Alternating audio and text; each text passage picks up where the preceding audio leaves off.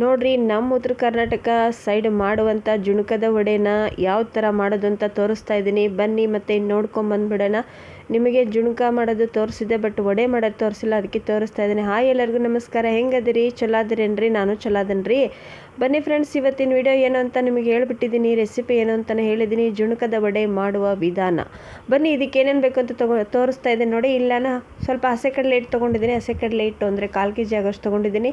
ಒಂದು ಟೊಮೆಟೊ ಹಣ್ಣು, ಒಂದು ಈರುಳ್ಳಿ ಮತ್ತು ಕರಿಬೇವು, ಕೊತ್ತಂಬರಿ, ಸ್ವಲ್ಪ ಹುಣಸೆ ರಸ, ಇಷ್ಟೇ ಇದಕ್ಕೆ ಬೇಕಾಗಿರೋದು. ತುಂಬ ಅಂದರೆ ತುಂಬ ಟೇಸ್ಟ್ ಕೊಡುತ್ತೆ. ನೀವು ಎಲ್ಲಿಗಾದರೂ ಹೊರಗೆ ಟೂರಿಸ್ಟ್ ಹೊಂಟಾಗ ಮಾಡ್ಕೊಂಡು ಹೋಗ್ಬೋದು. ಇದನ್ನು ಜುಣಕದ ವಡೆ ಅಂದರೆ ಎಷ್ಟು ಸಖತ್ತಾಗಿ ಟೇಸ್ಟ್ ಕೊಡುತ್ತೆ ಅಂತೀರಾ? ನೀವೇ ಒಂದ್ಸಲ ಟ್ರೈ ಮಾಡಿ ಮತ್ತು ನನಗೆ ಹೇಳ್ತೀರಿ. ಈ ಕಡೆ ಒಂದು ನೋಡಿರಿ, ಒಂದು ಫ್ಯಾನಲ್ಲಿ ಎಣ್ಣೆ ಕಾಯಕ್ಕೆ ಇಟ್ಟಿದ್ದೆ. ಎಣ್ಣೆ ಕಾದಾದ್ಮೇಲೆ ಜೀರಿಗೆ ಸಾಸಿವೆ ಕಾಳು ಹಾಕ್ಕೋಬೇಕು. ಜೀರಿಗೆ ಸಾಸಿವೆ ಕಾಳು ಹಾಕಿ ಮೆಣಸಿನ್ಕಾಯಿ ಹಾಕ್ಬೇಕು ನೋಡಿರಿ. ಸ್ವಲ್ಪ ಮೆಣಸಿನ್ಕಾಯಿ ಮತ್ತು ಟೊಮೊಟೊನ ಹಾಕಿ ಮಿಕ್ಸ್ ಮಾಡಿಕೊಂಡು ಫ್ರೈ ಮಾಡ್ಕೊಳ್ರಿ. ಆಮೇಲೆ ಈರುಳ್ಳಿ ಹಾಕ್ಕೋಬೇಕ್ರಿ. ನೋಡಿ ಇವಾಗ ಈರುಳ್ಳಿ ಹಾಕ್ತಾರೆ. ನೀವು ಬೇಕಾದ್ರೆ ಪೇಸ್ಟ್, ಶುಂಠಿ ಬೆಳ್ಳುಳ್ಳಿ ಪೇಸ್ಟ್ ಹಾಕ್ಕೋಬೋದು. ನಾನು ಹಾಕಿಲ್ಲ, ಸಿಂಪಲ್ಲಾಗಿ ಮಾಡಿ ತೋರಿಸ್ತಾ ಇದ್ದೀನಿ. ಮಸ್ತ್ ಅಂದ್ರೆ ಮಸ್ತ್ ಬರ್ತದ್ರಿ ಇದು. ನೀವೆಲ್ಲಿಗಾರ ಹೊರಗೆ ಟೂರ್ಗೆ ಹೊಂಟಾಗಿದ್ರೆ ಮಾಡ್ಕೊಂಡು ಕಟ್ಕೊಂಡು ಹೋಗ್ರಿ. ಅದು ಕಡ್ಕೊಲ್ ರೊಟ್ಟಿ ಜೊತೆಗೆ ಅಂತೂ ಸಖತ್ತ ಟೇಸ್ಟ್ ಕೊಡ್ತೈತಿ. ಸ್ವಲ್ಪ ಹುಣಸೆ ರಸ ಹಾಕ್ತಿದ್ದೆ ನೋಡಿರಿ. ನಾನು ಸ್ವಲ್ಪ ಹುಣಸೆ ಹಣ್ಣಿನ ರಸ ಹಾಕ್ಬಿಟ್ಟು ಎಲ್ಲ ನೀಟಾಗಿ ಮಿಕ್ಸ್ ಮಾಡ್ಕೊಳ್ಳಿ.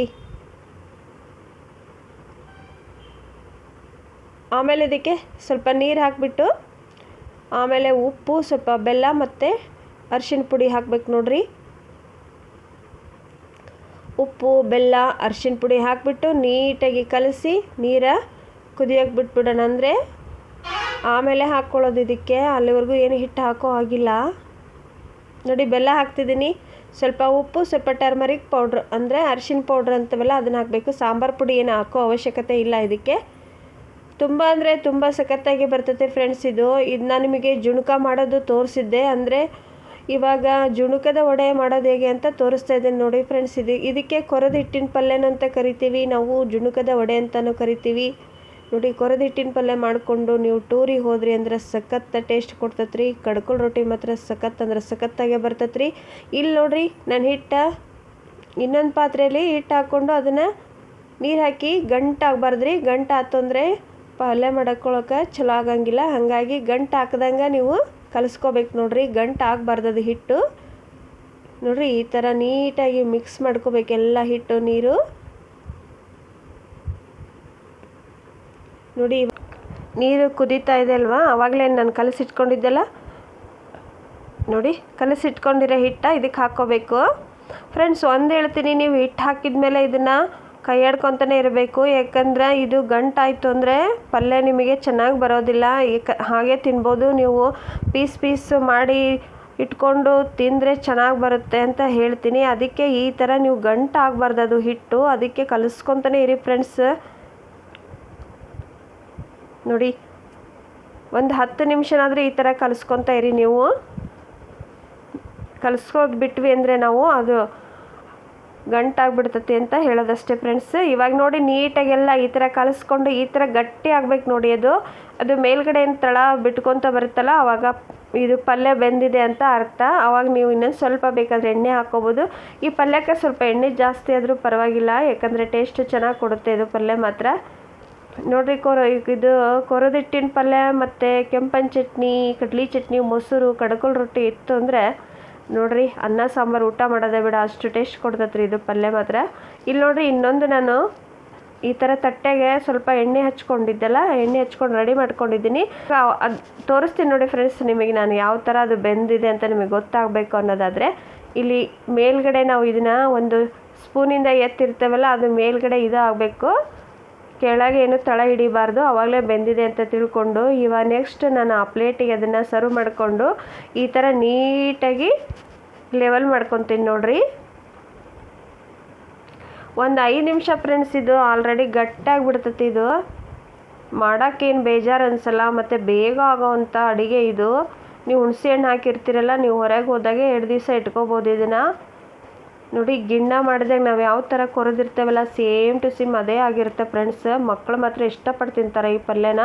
ಒಂದ್ಸಲ ಟ್ರೈ ಮಾಡಿರಿ. ಮತ್ತು ನೀವು ಯಾರೆಲ್ಲ ಈ ರೆಸಿಪಿನ ಮಾಡಿದ್ದೀರಂತ ಮನೆಯಲ್ಲಿ ನನಗೆ ಕಮೆಂಟ್ ಬಾಕ್ಸಲ್ಲಿ ಹೇಳೋದನ್ನು ಮರಿಬೇಡ್ರಿ. ನಾನು ಸವಾನಾಗಿ ಮಾಡಿ ಇಟ್ಕೊಂಡ್ಬಿಡ್ತೀನಿ. ಇದಕ್ಕೆ ಮೇಲ್ಗಡೆ ಡೆಕೋರೇಷನ್ಗೆ ಅಂತ ಸ್ವಲ್ಪ ಕೊತ್ತಂಬರಿ ಹಾಕ್ಬಿಡ್ತೀನಿ.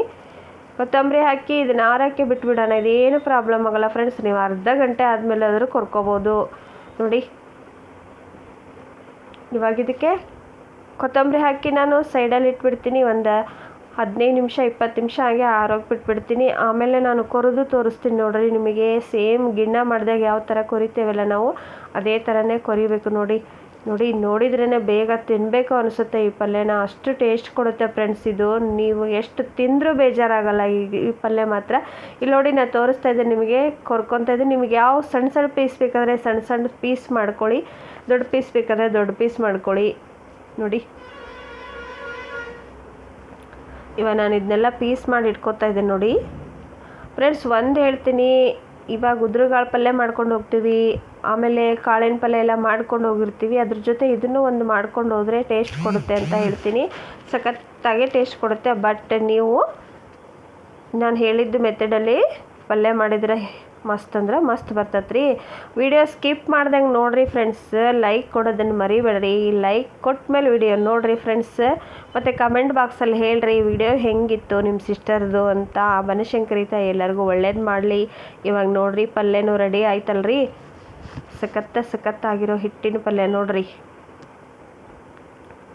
ನೋಡಿ ಪೀಸ್ ಮಾಡಿ ಇಟ್ಬಿಡ್ತೀನಿ ನಾನೀಗ. ಒಂದು ಬಾಕ್ಸಲ್ಲಿ ಹಾಕಿ ಇಟ್ಟೆ ಅಂದರೆ ನಾನು ಇದು ಏನಿಲ್ಲ ಅಂದರೆ ನೀವು 2 ದಿವಸ ತಿನ್ಬೋದು. ಫ್ರಿಜ್ ಒಳಗೆ ಇಟ್ಕೊಂಡು ತಿನ್ಬೋದು ಫ್ರೆಂಡ್ಸ್ ನೀವು. ಇನ್ನೊಮ್ಮೆ ಹೇಳ್ತೀನಿ ನೋಡಿರಿ, ಹಸಿ ಕಡಲೆ ಹಿಟ್ಟು ಅಂದರೆ ನೀವು ವಡೆ ಮಾಡ್ತೀರಲ್ಲ, ಹಸಿ ಕಡಲೆ ಹಿಟ್ಟು ಮತ್ತು ಹುಣಸೆ ಹಣ್ಣಿನ ರಸ, ಈರುಳ್ಳಿ, ಮೆಣಸಿನ್ಕಾಯಿ ಎಲ್ಲ ರೆಡಿ ಮಾಡಿ ಇಟ್ಕೊಂಡು ಮಾಡಿಕೊಡೋಂಥ ಪಲ್ಯ ಇದು. ಸಖತ್ತಾಗಿ ಟೇಸ್ಟ್ ಕೊಡುತ್ತೆ. ನೀವು ಟ್ರೈ ಮಾಡ್ತೀರಾ ಅಂತ ತಿಳ್ಕೊಂಡಿದ್ದೀನಿ. ವಿಡಿಯೋದಾಗ ಏನಾದರೂ ತಪ್ಪಿದ್ರೆ ಕ್ಷಮಿಸ್ರಿ ಅಂತಲೂ ಕೇಳ್ತೀನಿ ರೀ. ವಿಡಿಯೋ ಹೆಂಗಿತ್ತು ಅಂತ ಕಮೆಂಟ್ ಬಾಕ್ಸಲ್ಲಿ ಹೇಳ್ರಿ. ಸಾಂಗ್ ವಿಡಿಯೋಗೂ ಸಪೋರ್ಟ್ ಮಾಡಿರಿ. ನಿಮ್ಮೆಲ್ಲರ ಸಪೋರ್ಟು ಇದೇ ಥರ ಇರಲಿ ಅಂತಲೂ ನಿಮ್ಮ ಹತ್ರ ಕೇಳ್ಕೊತೀನಿ ರೀ. ವಿಡಿಯೋ ಮಾತ್ರ ಸ್ಕಿಪ್ ಮಾಡಿದ್ರೆ ಏನೂ ಅರ್ಥ ಆಗೋಲ್ಲ. ವಿಡಿಯೋ ಸ್ಕಿಪ್ ಮಾಡ್ದಂಗೆ ಪೂರ್ತಿ ವಿಡಿಯೋ ನೋಡಿರಿ ಫ್ರೆಂಡ್ಸ್. ನೀವೇ ಹೇಳ್ತೀರಾ ನಂಗೆ ಸಖತ್ತಾಗಿತ್ತು ಅಂತ. ನೋಡಿರಿ ಮೈಸೂರು ಪಾಕ್ ಥರ ಕಾಣ್ತಿದೆ. ಮತ್ತು ಮೈಸೂರು ಪಾಕ್ ಅಂತ ಅಂದ್ಕೋಬೇಡ್ರಿ. ಮತ್ತೆ ಸಿಗ್ತೀನಿ. ಎಲ್ಲರಿಗೂ ಧನ್ಯವಾದಗಳು.